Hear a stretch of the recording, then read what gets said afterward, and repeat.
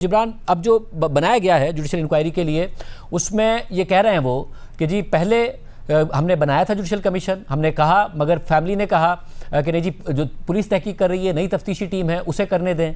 फिर अब आपने जो खत लिखा था फैमिली की जानिब से वज़ीर आला को, उसमें जिसमें आपने आईजी पर, वज़ीर दाखिला पर, सब पर एतराज़ उठाया, तो इसलिए अब जुडिशल कमीशन बनाया गया है। जज इंक्वायरी कर लेगा, उनके मुताबिक ज़्यादा बेहतर होगा। साथ में JIT पर वो कह रहे हैं प्रोविज़न नहीं है लॉ में। शाजिद, मैं सबसे पहले उस जुमले से शुरू करूंगा जो मेयर कराची साहब ने अदा किया और हमसे शायद मंसूब करने की कोशिश की, हमसे मुराद मुद्दई से, जो बहुत कंडेमेबल है।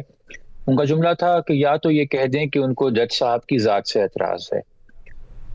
मैं बहुत वाज़े तौर पे कहना चाहता हूँ और बहुत जिम्मेदारी के साथ, तमाम तर जज साहिबान सिंध हाई कोर्ट के हों, सुप्रीम कोर्ट के हों, वो बहुत मोतबर हैं मुद्दई के लिए, मेरे मौक्किल के लिए, और हम किसी की भी ज़ात के हवाले से कोई मुतनाज़ा बात नहीं कर रहे हैं। And we trust them and their integrity entirely. Majeed ये मैं अब कहना चाहूँगा कि 3 बातें जो संजीदा थीं आज की प्रेस कॉन्फ्रेंस में, उनकी तरफ मैं आता हूँ। वैसे तो बहुत सारी बातें की गई। पहली बात की गई कि जी फैमिली हम पे ट्रस्ट करे, ये जुमला बोला गया। मैं पिछले 3 हफ्ते जो होता रहा, आपने उसकी रुदात सुना दी। मैं पिछले 3 दिन पे आ जाता हूँ। पिछले 3 दिन का अहवाल ये है कि जानते हुए कि मेडिकल के मुताबिक आखिरी 12 घंटे रजा के वो हैं जो वो मुग़वित था, किसी की कैद में था, इन्होंने उससे पहले के 12 घंटे दिखा के एक रील चलाई कि जी ये आखिरी 12 घंटे हैं रजा के, जब वो दोस्तों से मिल रहा था और मुलाकातें कर रहा था। यानी कि मेडिकल को आप अभी भी मुतनाज़ा बनाने की कोशिश कर रहे हैं। दूसरा, हमें मीडिया से पता चला इतवार के रोज कि हफ्ते को फैसला हो गया जुडिशल कमीशन बनाने का। फैमिली को ट्रस्ट में नहीं लिया गया, आगाह नहीं किया गया। हमें मंडे को पता चला कि जी वो लेटर चीफ जस्टिस साहब को जा चुका है, हमें हुकूमत से पता नहीं चला। हमने इतवार की शाम राब्ता किया होम मिनिस्टर साहब से कि सर नोटिफिकेशन और TORs शेयर कर दीजिए, उन्होंने शेयर नहीं किए, जिसके नतीजे के अंदर हम मजबूर हुए कि हम एक CP फाइल करें और इस कमीशन के कयाम को और TORs को चैलेंज करें कि जब हमें बताया ही नहीं जा रहा कि क्यों कमीशन बन रहा है और किस लिए बन रहा है, और अगर ये नॉर्मल रूटीन के अंदर जो कानून होता है क्रिमिनल इन्वेस्टिगेशन का, उसके मुनाफी कोई TOR है, तो हम उसको चैलेंज कर सकें। तो हमने इसलिए आज एक पिटिशन भी फाइल की और उसके पूरे प्रोसेस के बाद दोपहर में मेयर साहब की प्रेस कॉन्फ्रेंस के बाद हमें वो नोटिफिकेशन हासिल हुआ जिसके अंदर लिखा हुआ था जो 4 TORs आपने पढ़ के बता दिए। अब ट्रस्ट का तो जी ये आलम है कि हमें सब कुछ करने के बाद कहा जाता है कि हम पे ट्रस्ट करें, हमें पहले से इन कॉन्फिडेंस नहीं लिया जाता। अब हम दूसरी बात करते हैं जुडिशल कमीशन की। उसके जब ये चारों TRs हैं और जो जुडिशल कमीशन का मामला है, ये अब सब जुडिस है, तो इस पर बहुत जिम्मेदारी से बात करने की जरूरत है। देखिए, TORs जो हैं एक एग्जेक्टिव डिसीजन है।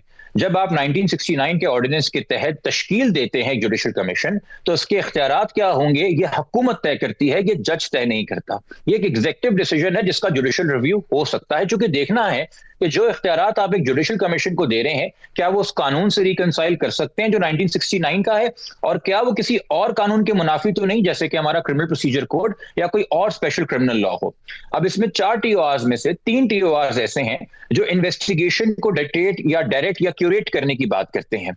ये इख्तियारात तो 190 के अंदर CRPC में उस मैजिस्ट्रेट के पास नहीं जिसने चलान के ऊपर फैसला करना है।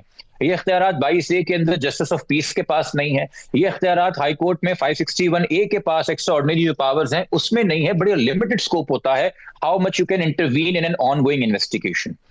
तो जो तीसरा पॉइंट है TOR का कि जी कौन से अफसर थे जिन्होंने इन्वेस्टिगेशन को खराब किया, एविडेंस को गायब किया, क्या वो हेल्थ डिपार्टमेंट के कोई अफसर थे, उनका जायजा लिया जाए, उनकी रिस्पॉन्सिबिलिटी तय की जाए, उनके खिलाफ कार्रवाई की जाए। ये तो बात बिल्कुल समझ में आती है। जो बाकी 3 TORs हैं अब वो सब जुडिस है। अब देखिए, ये पिटिशन अगर हमारे हक में तय होती है कि हमारा खदशा सही था कि जी आप ऑनगोइंग क्रिमिनल इन्वेस्टिगेशन को एक क्रिमिनल इंक्वायरी के मातहत नहीं कर सकते, तो वो बात अदालत वाज़े कर देगी।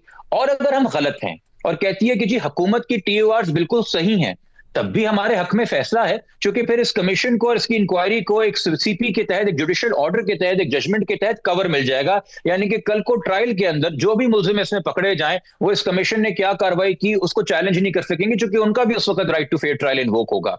तो इसको पिटिशन को दिस वे डिसाइड हो या दैट वे डिसाइड हो, हम तो इसको लीगली देखेंगे कि हमारे लिए क्लैरिटी पैदा हो। क्योंकि और मगर आप लोग JIT का मुतालबा कर रहे थे, वो ये कह रहे हैं कि बाद में भी अदालत ने फैसला करना है। तो अगर एक जज है तो ये अब मुर्तज़ा साहब का मौक़िफ़ है। अब ज़ाहिर है, हालांकि वरना कानून के मुताबिक इन्वेस्टिगेशन अलग है, फैसला करना अदालत का काम है, इन्वेस्टिगेशन करना इदारों का काम है, पुलिस का काम है, मगर वो ये कह रहे हैं जब फैसला उन्होंने ही करना है, अगर है तो क्या मसला है इसमें?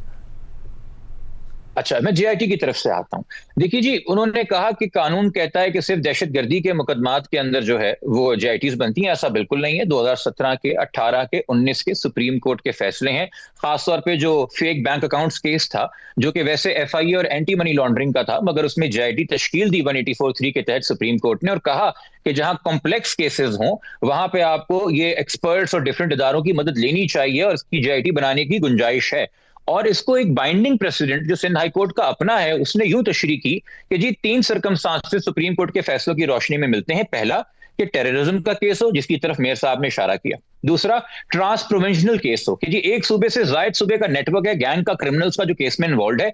और तीसरा, इंस्टीट्यूशनल सबोटाज हो। अब आज तक चूंकि पुलिस पता ही नहीं कर पाई कि कातिल कौन है, तो ये नहीं पता कि क्या कत्ल की वजह एक्सटॉर्शन या रैंसम थी, और अगर थी तो ये टेररिज्म का मुकदमा बन सकता है। हमें यह भी नहीं पता कि कातिल सिर्फ इसी शहर के हैं या किसी और प्रोविंस से भी ऑपरेट करते हैं, तो ये नेटवर्क कितना बड़ा, चूंकि पुलिस किसी का ताक़ुब भी आज तक नहीं कर पाई, ट्रेस ही नहीं कर पाई, तो वो भी एक सवालिया निशान है। मगर तीसरी चीज जो बहुत वाज़ेह है वो है इंस्टीट्यूशनल सबोटाज। देखिए, इंस्टीट्यूशनल सबोटाज ये नहीं है कि अब तक पुलिस नाकाम रही है कातिलों को ढूंढने में, investigation has failed to investigate the crime. यहां पे मसला ये कि the investigation itself is the crime scene. जब सीसीटीवी आया होती हैं, जब फोरेंसिक नहीं होता डिवाइसेस का, जब आप प्रॉपर से टाइमली जियो फेंसिंग और सीडीआर्स कलेक्ट नहीं करते हैं, जब आप सैंपल्स को 10 दिन अपने पास रखते हैं और लैब में जमा नहीं कराते हैं, जब आप सीजर्स मेमो सही नहीं बनाते और करप्ट होने देते हैं डेटा, जब आप वाकई होने के एफआईआर कटने के 16 दिन तक जो है 161 रिकॉर्ड नहीं करते, जबकि रोज मुलाकात करते हैं मुद्दई से, मगर उसका बयान रिकॉर्ड नहीं करते, तो आपने इंस्टीट्यूशनल सबोटाज किया है, जिसकी ownership all the way up to the hierarchy of police IG साहब ने ली। चूंकि आपको याद होगा, एग्जीमेशन से 2 दिन पहले आईजी साहब ने कहा था कि केस का खुलासा हो चुका, हम 2 दिन में प्रेस कॉन्फ्रेंस कर लेंगे, ट्रेस हो चुका। यानी कि जो वो सुसाइड का नैरेटिव था, वो आईजी साहब तक उन्होंने उसको एको किया। तो जहां पूरी पुलिस की हायरार्की एक इंस्टीट्यूशनल सबोटाज में इन्वॉल्व हो, वहां पे बहुत जरूरी है और बिल्कुल मुनासिब है कि दीगर इन्वेस्टिगेटिव एजेंसीज जो हैं उनको शामिल किया जाए, तो इसकी नजीर मिलती है, एज अ कॉन्स्टिट्यूशनल रेमेडी भी मिलती है। और मजीद ये देखिए कि देखें, पुलिस के पास महदूद वसाइल और जराए हैं, इंटेलिजेंस के भी, सर्वेलेंस के भी, और बाकी चीजों की तहकीकात के भी। तो अगर आप इतने ही महदूद जराए देंगे, अगर आप मानते हैं और हम अग्री कर जाएं आपकी बात से कि नहीं जी बिल्कुल एक्टिव इन्वेस्टिगेशन को जो है डायरेक्ट कर सकती है जुडिशियल कमीशन, तो फिर आप उस जुडिशियल कमीशन को एम्पावर कीजिए ना। आप उनको वफाकी इदारों की भी सहूलियत दे दीजिए, उनके भी जो जराए हैं, उनके भी जो वसाइल हैं, जो हमारे इंटेलिजेंस इदारे हैं, जो हमारी लॉ एनफोर्समेंट एजेंसीज हैं वफाक की, उनकी भी रिसोर्सेज और वसाइल और सर्वेलेंस और इंटेलिजेंस अगर मिलेगी जज साहब को, तो वो एम्पावर होगा। चूंकि सिर्फ किसी जज के कमीशन पे बैठ जाने से ये चीजें आपको मुहैया नहीं हो जाती।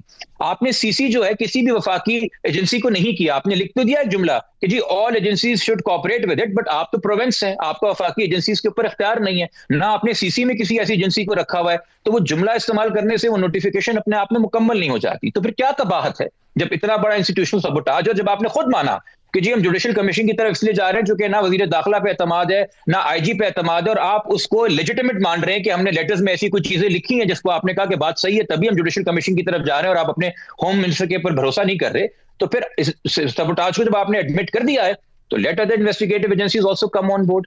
ये दोनों चीजें हो सकती हैं, एक दायरे के अंदर जो किसी कानून के मुनाफी ना हो, जुडिशियल कमीशन अपना काम कर सकती है, और केस की इन्वेस्टिगेशन जो है उसको इनरिच किया जा सकता है सारे रिसोर्स पूल के जरिए, कि जो अब तक 25 दिन तक हम क्लूलेस हैं, शायद हम किसी कातिल तक पहुंच जाएं इन तमाम एजेंसीज की क्या कहते हैं सर्विसेज हासिल करने के बाद।